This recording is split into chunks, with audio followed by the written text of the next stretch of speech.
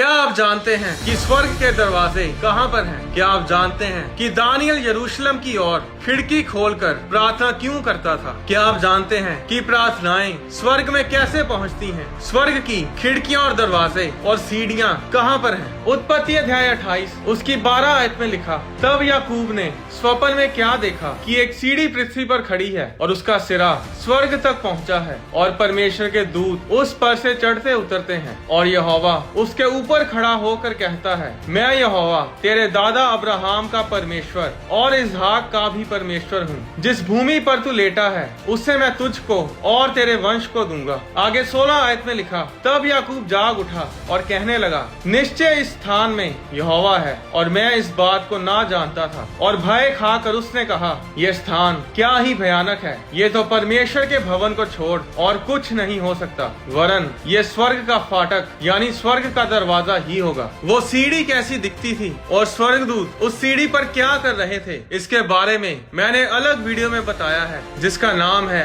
याकूब के स्वप्न में स्वर्गदूत सीढ़ी पर क्या कर रहे थे। वो सीढ़ी का एक सिरा स्वर्ग तक जा रहा था जहाँ पर स्वर्ग का दरवाजा था और दूसरा सिरा धरती पर मोराया पहाड़ पर खड़ा था। और इस जगह को याकूब ने परमेश्वर का भवन कहा और ये वही जगह थी जहाँ पर सुलेमान ने परमेश्वर का भवन बनवाया था। ये वही जगह थी जहाँ पर परमेश्वर महायाजक से बातें करता था। उस भवन के बनने पर सुलेमान ने उस भवन को परमेश्वर के आगे अर्पण किया और उस भवन के विषय में परमेश्वर से प्रार्थना की और परमेश्वर ने उस प्रार्थना को स्वीकार किया, जिसके बारे में 2 इतिहास अध्याय 6 और अध्याय 7 में लिखा है। इस सवाल का जवाब कि दानियल बंधुआई में भी यरूशलेम की ओर खिड़की खोलकर प्रार्थना क्यों करता था, हमें सुलेमान की प्रार्थना में मिलेगा। 2 इतिहास अध्याय 6 उसकी 37 आयत में सुलेमान ने कहा कि परमेश्वर, अगर तेरे लोग बंधुआई के देश में सोच विचार करें और फिर कर अपने बंदी बनाने वालों के देश में तुझसे गिड़गिड़ा कर कहें,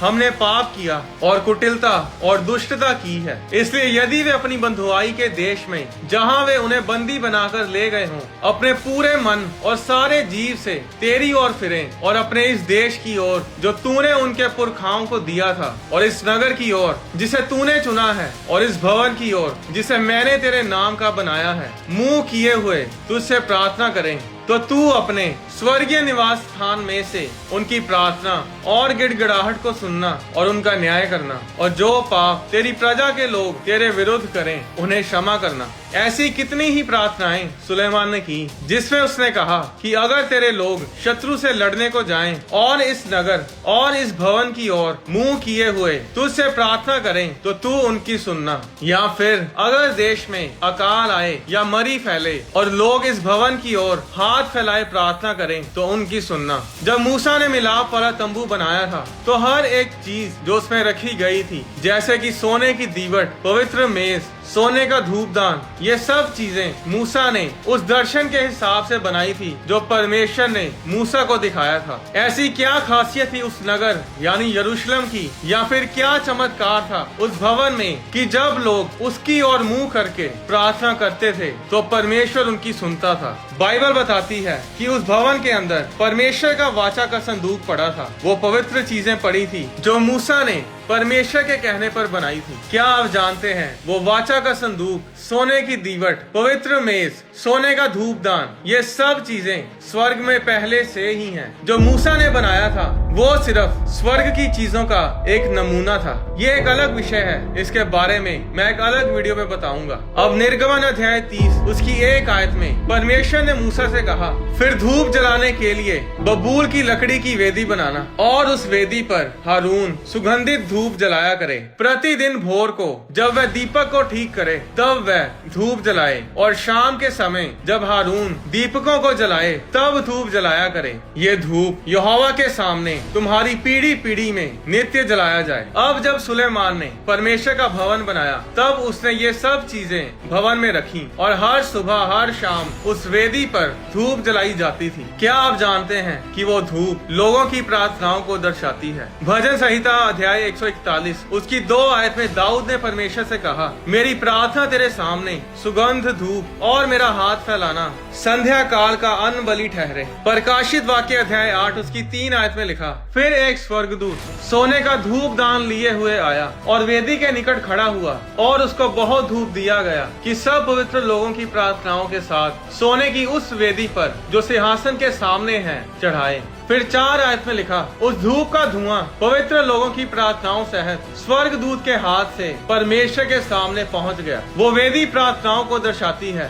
हर सुबह और हर शाम जब धूप जलाई जाती थी तो लोगों की प्रार्थनाएं उस वेदी पर से परमेश्वर के सामने पहुंच जाती थी। आज भी यहूदी लोग ये मानते हैं कि जो परमेश्वर से प्रार्थना करते हैं उनकी प्रार्थनाएं यरूशलेम में आती हैं, फिर यरूशलेम से स्वर्ग में जाती हैं। हर सुबह जब वो उस वेदी पर धूप जलाते थे तो पूरी दुनिया में रहते हुए लोगों की प्रार्थनाएं उस सोने के धूप दान पर जाती थी, और जब धूप जलाई जाती थी तो लोगों की प्रार्थनाएं उस धूप के धुएं के साथ परमेश्वर के सामने स्वर्ग में पहुंचती थी। पर दानियल अध्याय 1 में हम देखते हैं कि बेबीलोन के राजा नबूकदनेस्सर ने यरूशलेम पर हमला किया और भवन को तोड़ डाला और भवन के कई पात्रों को वो लूट कर वो बेबीलोन में अपने साथ ले गया। और ये वही समय था जब परमेश्वर के लोग बंधुआई में गए, जिनमें दानियल, शेद्रक, मेशक और अबेदनगो शामिल थे। अब भवन टूट चुका था, उसमें कोई वेदी नहीं थी जिस पर धूप जलाई जाए। अब दानियल तो बेबीलोन में था, वो राजा नबूकदनेस्सर के नीचे काम करने लगा। दानियल सुलेमान की प्रार्थना को जानता था कि अगर वो बंधुआई में भी परमेश्वर के भवन की ओर, उस नगर यरूशलेम की ओर प्रार्थना करेगा तो परमेश्वर उसकी प्रार्थना सुनेगा। पर भवन तो टूट चुका था, उसमें पड़े सारे पात्र नबूकदनेस्सर राजा अपने साथ बेबीलोन में ले गया था। इन सब चीजों के बावजूद भी दानियल क्यों यरूशलेम की ओर खिड़की खोलकर प्रार्थना करता था? जानते हैं क्यों? क्योंकि उस यरूशलेम नगर के ऊपर स्वर्ग का दरवाजा था। दानियल क्यों यरूशलेम की ओर मुंह करके प्रार्थना कर रहा था, जहां पर कोई सोने का धूपदान नहीं था जिसे जलाने से धुआं उठता था और प्रार्थनाएं उस धुएं के साथ परमेश्वर के सामने पहुंचती थी? क्योंकि वो धूप का जलाया जाना सिर्फ एक धार्मिक संस्कार था, एक धार्मिक रीति थी, एक परंपरा थी जो उन्हें करनी पड़ती थी ताकि उन्हें उस जगह की असली अहमियत पता रहे। दानियल जानता था कि अगर मैं प्रार्थना करूंगा तो मैं उस स्वर्ग के दरवाजे की ओर मुंह करके प्रार्थना करूंगा। मैं एक विश्वासी होने के नाते दूसरी जगहों की ओर मुंह नहीं करूंगा, शैतानी वेदियों की तरफ मुंह नहीं करूंगा। मैं उस तरफ मुंह करूंगा जहां पर स्वर्ग का दरवाजा है, ताकि मेरे शब्द स्वर्ग तक पहुंच सके। दानियल जानता था कि चाहे वहां पर भवन नहीं है, चाहे वहां कुछ भी नहीं है, पर वहां पर वो सीढ़ी खड़ी है जो नजर तो नहीं आती पर वो स्वर्ग तक जाती है, जो याकूब ने स्वप्न में देखी थी। आत्मिक दुनिया के दरवाजे होते हैं, खिड़कियां, सीढ़ियां होती हैं जो एक जगह से दूसरी जगह आने जाने में इस्तेमाल किए जाते हैं। अगर आप बरमुडा आइलैंड से पोर्टोरिको तक और मायामी से वापस बरमुडा आइलैंड तक एक लाइन बनाएं तो वो एक ट्रायंगल यानी त्रिकोण का आकार बनाती है और इसे बरमुडा ट्रायंगल भी बोला जाता है। ये जगह इतनी भयानक है कि जो समुद्री जहाज इस ट्रायंगल के बीच से निकल कर जाते हैं वो गायब हो जाते हैं। वो हवाई जहाज जो इस जगह के ऊपर से जाते हैं वो भी गायब हो जाते हैं। रेडियो जहाजों के रडार काम करने बंद कर देते हैं और इन्हीं कारणों की वजह से 2000 से भी ज्यादा समुद्री जहाज और 200 से भी कहीं ज्यादा हवाई जहाज इस बरमुडा ट्रायंगल के एरिया में नष्ट हुए हैं। और तो और कुछ जहाज 100-150 सालों के बाद दोबारा नजर भी आए हैं। एयरफोर्स के कई जहाज इस स्थान में नष्ट हुए हैं और आज तक साइंटिस्ट इसके रहस्य को सुलझा नहीं पाए हैं। अगर आप इसी तरह बरमुडा ट्रायंगल के बिल्कुल सामने ग्लोब की दूसरी तरफ जाएं, तो वहाँ भी बिल्कुल ऐसी ही एक जगह है जहाँ मैग्नेटिक कंपास काम करना बंद कर देती है। इस जगह को डेविल्स सी बोला जाता है। बरमुडा ट्रायंगल में एक बहुत बड़ी खाई है जो 27,000 फुट गहरी है और इसी तरह पूरी धरती पर 12 ऐसे मुख्य जगहें हैं जहाँ पर भारी मात्रा में इलेक्ट्रोमैग्नेटिक गतिविधियाँ पाई जाती हैं, जहाँ पर कंपास काम करना बंद कर देती है, रडार काम करना बंद कर देते हैं। ये 12 दरवाजे दरवाजे हो सकते हैं जो धरती के नीचे नरक में जाते हैं। जिस तरह नए यरूशलेम के 12 दरवाजे हैं, उसी तरह नरक के भी 12 दरवाजे हैं। इसके बारे में मैंने एक अलग वीडियो में बताया है जिसका नाम है नरक कहाँ पर है, और 12 में से 11 जगहें समुद्र के नीचे हैं। अय्यूब की पुस्तक में समुद्र की गहराइयों के बारे में लिखा है कि समुद्र के नीचे दरवाजे हैं, कक्ष हैं, कोठरियां हैं। जब शाऊल एक भूत सिद्धि करने वाली स्त्री यानी जादू टोना करने वाली स्त्री के पास गया तो 1 शमूएल अध्याय 28 उसकी 13 आयत में उस स्त्री ने शाऊल से कहा, मुझे देवता पृथ्वी में से चढ़ते हुए दिखाई पड़ते हैं। वो कोई मुर्दे नहीं थे जो धरती में से ऊपर आ रहे थे, क्योंकि जब कोई मरता है तो वो या तो नरक में या स्वर्ग में जाता है, वो फिर इधर उधर धरती पर घूम नहीं सकता। तो ये जादू टोना करने वाली औरत जिन देवताओं के बारे में बात कर रही है वो शैतान और उसके दूत थे जो धरती पर इधर उधर ऊपर नीचे आ जा रहे थे। अय्यूब अध्याय 1 उसकी 7 आयत में यहोवा परमेश्वर ने शैतान से पूछा,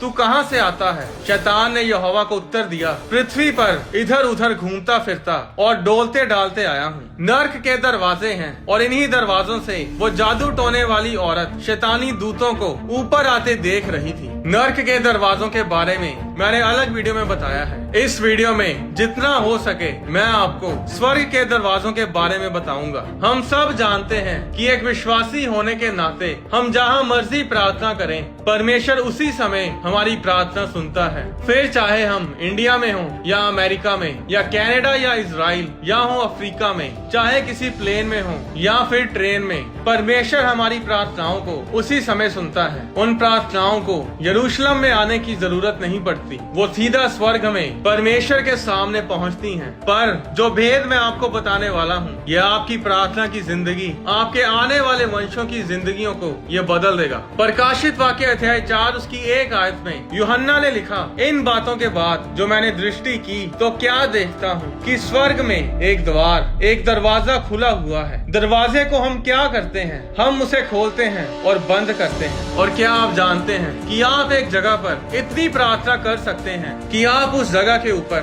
स्वर्ग के दरवाजे को खोल सकते हैं। वो जगह आपका कमरा हो सकता है, आपकी कोई चेयर हो सकती है, कोई पार्क हो सकता है, किसी पेड़ के नीचे हो सकती है, आपके घर का टेरेस हो सकता है, आपकी बालकनी हो सकती है, आपकी गाड़ी हो सकती है, कोई भी जगह हो सकती है। जब आप किसी जगह पर रेगुलर प्रार्थना करते हैं तो उस जगह के ऊपर हवा में स्वर्ग का दरवाजा खुलता है। एक बार एक पास्टर ने अपनी चर्च की बिल्डिंग का निर्माण करना था, पर उन्हें कोई भी नक्शा पसंद नहीं आ रहा था। फिर एक दिन जब वो पास्टर एक बुजुर्ग औरत के घर में विजिट करने गए तो उस समय बातों ही बातों में उस बुजुर्ग औरत को पता चला कि पास्टर जी को चर्च बनाने के लिए सही नक्शा नहीं मिल रहा। इस बात के बारे में पता चलते ही वो बुजुर्ग औरत अपने कमरे में गई और एक बहुत पुरानी कुर्सी बाहर लेकर आई और पास्टर से कहा कि कृपया आप इस कुर्सी पर बैठकर प्रार्थना करें, मेरा विश्वास है आपको आपका उत्तर जरूर मिलेगा। पास्टर ने बताया कि उस कुर्सी पर बैठते ही जब वो प्रार्थना करने लगे तो परमेश्वर के आत्मा ने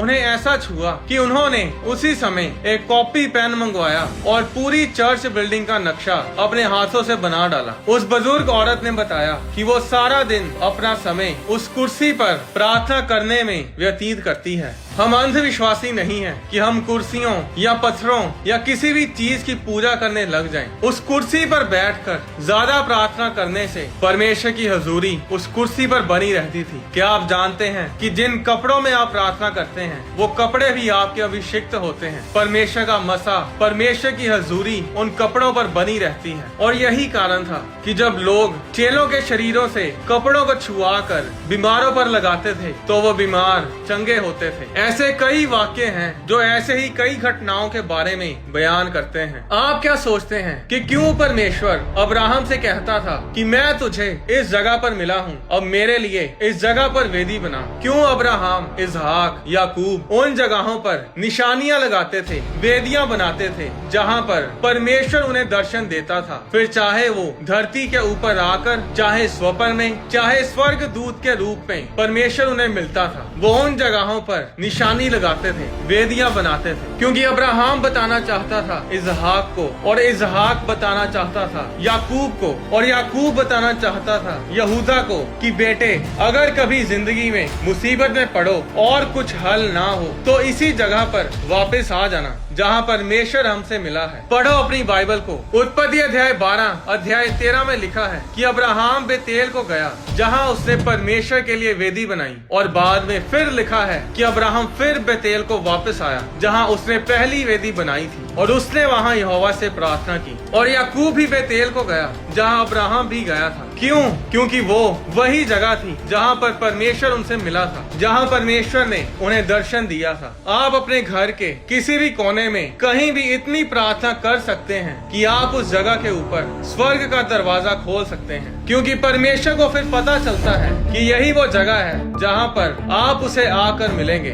और फिर क्या होता है कि आप उस जगह पर इतनी प्रार्थना करने लग जाते हो, आप उठे तो बाथरूम जाने के लिए होंगे, पर क्योंकि आप इतनी प्रार्थना उस जगह पर करते हो कि उस जगह के पास से गुजरने पर ही स्वर्गदूत सोचते होंगे कि लगता है कि ये स्वर्ग के दरवाजे पर आने वाला है। वो एक दूसरे से बोलते होंगे कि मुझे लगता है कि ये प्रार्थना के लिए बैठने वाला है। आप कभी किसी आत्मिक व्यक्ति के घर में जाएं तो एक अलग सा वातावरण, एक अलग सी शांति आपको महसूस होगी, पर अगर आप एक झगड़ालू परिवार में जाएं तो बहुत ही नेगेटिव वातावरण महसूस होगा, क्योंकि शैतानी लोगों का भी अभिषेक होता है। कुछ नगर ऐसे होते हैं जिनमें पैर रखते ही कुछ लोगों को बेचैनी होनी शुरू हो जाती है, जहाँ पर प्रार्थनाओं के उत्तर जल्दी नहीं मिलते, क्योंकि उस इलाके में प्रार्थना कम होती है। शैतानी ताकतें आसमान में आपकी प्रार्थनाओं को रोकती हैं। जब कुछ लोग अपनी जगह बदलते हैं, अपने घरों को बदलते हैं, तब उनके जीवन में नया मोड़ आता है, छुटकारा आता है, क्योंकि वो उस शैतानी जगह से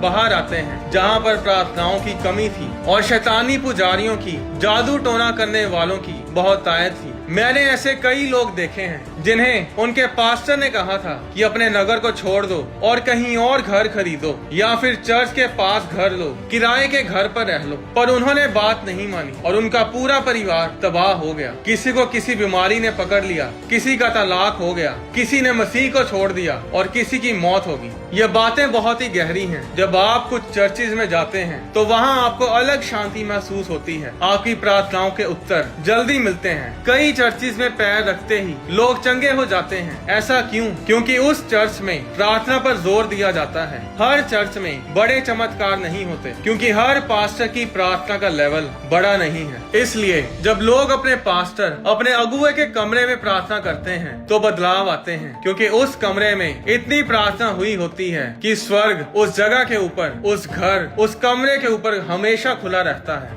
अभी भी स्वर्ग की सीढ़ी और स्वर्ग के दरवाजों के बारे में बहुत कुछ बताने को पड़ा है, जो इस वीडियो में मैं बता नहीं पाऊंगा। मैं हर बार 5-6 मिनट की वीडियो बनाने का सोचता हूँ, पर जब मैं लिखने लगता हूँ तो इतनी सारी बातें होती हैं कि वो एक वीडियो में आ नहीं पाती। क्या आप जानते हैं कि शुनेमिन औरत ने भी स्वर्ग का दरवाजा बनाया था? सिर्फ प्रार्थना से ही नहीं, और भी कई तरीकों से आप स्वर्ग के दरवाजों को बना सकते हैं। इसके बारे में मैं इस वीडियो के दूसरे भाग में बताऊंगा। अपने घर में, किसी कुर्सी पर, किसी पेड़ के नीचे, कहीं भी जहां आपको सही लगता है वहां पर प्रार्थना करना शुरू करो और स्वर्ग के दरवाजों को अपनी जिंदगी के ऊपर खोलना शुरू करो, क्योंकि जब स्वर्ग के दरवाजे खुलते हैं तभी छुटकारे और आशीषें और शांति लोगों के जीवन में आती है। क्योंकि जब जब आप उस प्रार्थना के स्थान पर परमेश्वर से प्रार्थना करोगे, परमेश्वर आपसे पहले आपका इंतजार करेगा कि कब आप उस स्थान पर आएं और प्रार्थना करें और परमेश्वर आपसे बातें करें। परमेश्वर आपको आशीष दे।